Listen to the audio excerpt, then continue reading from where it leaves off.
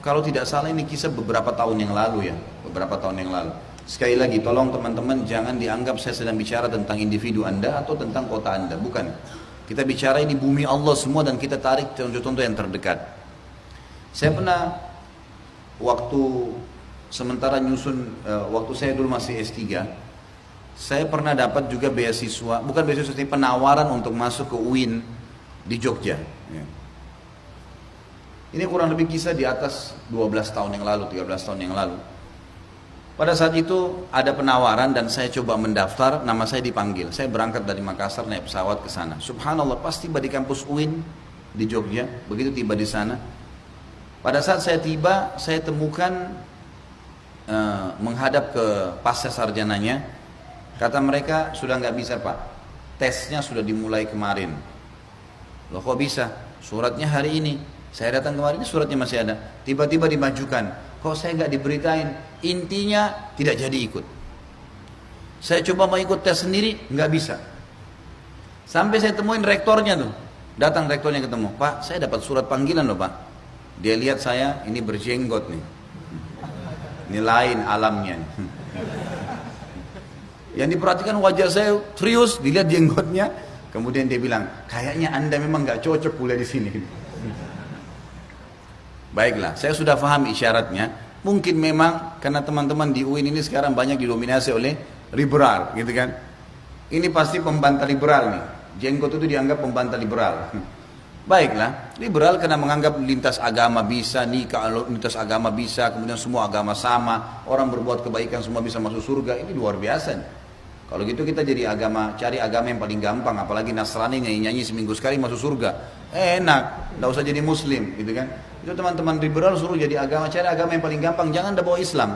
Karena kalau anda nggak bawa Islam, kita bebas, nggak ada yang tegur, silahkan. Ya, lakum dinukum waliyadin. Tapi kalau bawa Islam pastilah ditegur, nggak mungkin. Baiklah, saya telepon salah satu teman saya ingat di Jogja, tamatan Madinah, sama-sama saya satu kelas dulu. Beliau sekarang dosen di UGM. Dan Masya Allah kalau saya tidak salah sekarang juga sudah menyelesaikan S3. Pada saat itu saya telepon, kemudian beliau bilang, oh antum di mana? Oh ya lagi di Jogja. Ah alhamdulillah, baik saya jemput ya. Baik ketemulah. Dibonceng pakai motor. Terus di motor itu dia tanya, tujuan antum datang ke sini apa? Saya ceritain, saya dapat panggilan untuk sekolah S3, mau lanjutin di sini. Terus gimana? Ada ceritanya unik akhi. Nggak jadi saya diterima. Katanya tesnya dimajukan 1 hari, padahal suratnya hari ini. Saya sudah coba korbanin, datang on time tapi nggak bisa. Terus tiba-tiba dia bilang kalimat ini, teman kebetulan lahir di Jogja, orang asli Jogja. Dia bilang sama saya, alhamdulillah antum nggak jadi masuk. Kenapa? Ini kampus UIN di Jogja nih. Ini UIN yang paling terparah di Indonesia.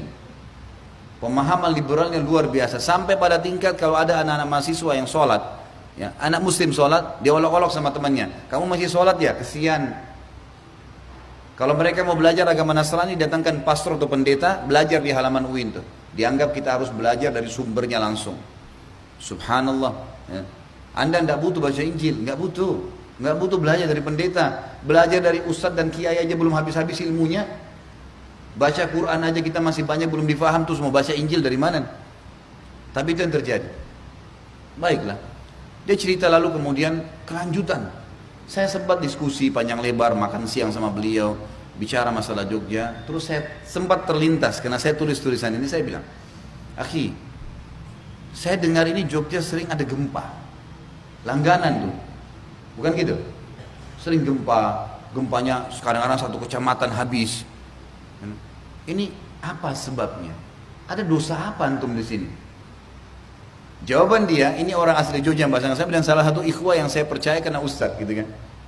Dia bilang, kalau antum belum tahu benar, di sini itu ada banyak pelanggaran agama yang mungkin orang sudah anggap biasa. Seperti sudah biasa di sini, kalau satu rumah itu ada berapa agama.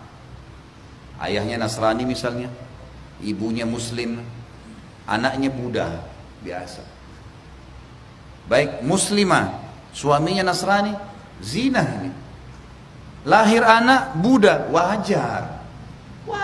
Jalurnya salah. Ternyata di banyak terjadi nih. Kemana-mana. Masya Allah. Belum selesai tema.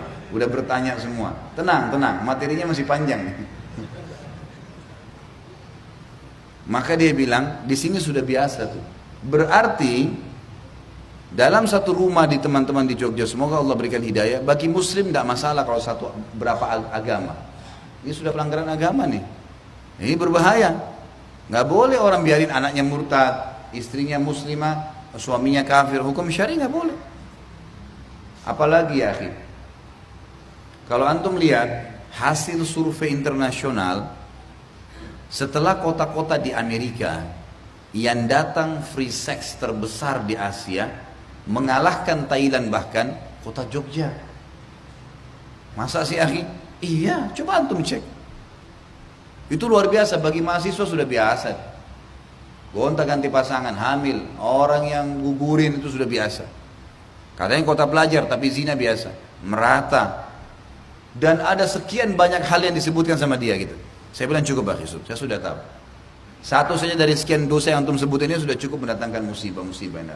Dan subhanallah sama saya teori, saya tanya setelah gempa besar ini, sebelumnya ada gempa-gempa kecil nggak? Ada. Ada. Kecil-kecil dulu letupannya. Nggak mau sadar, sekalian yang besar. Kan begitu. Ada yang lebih parah. Apa itu? Kadang-kadang ada sapi yang dianggap sapi apalah ya, sapi suci, gitu kan? Yang ini, yang itu disimpan di tempat khusus dan segala macam, subhanallah, yang jauh dari agama Islam itu sendiri. Ringkasnya teman-teman sekalian, dosa-dosa ini, walaupun anda seorang muslim, merata, datangkan musibah merata, gitu kan?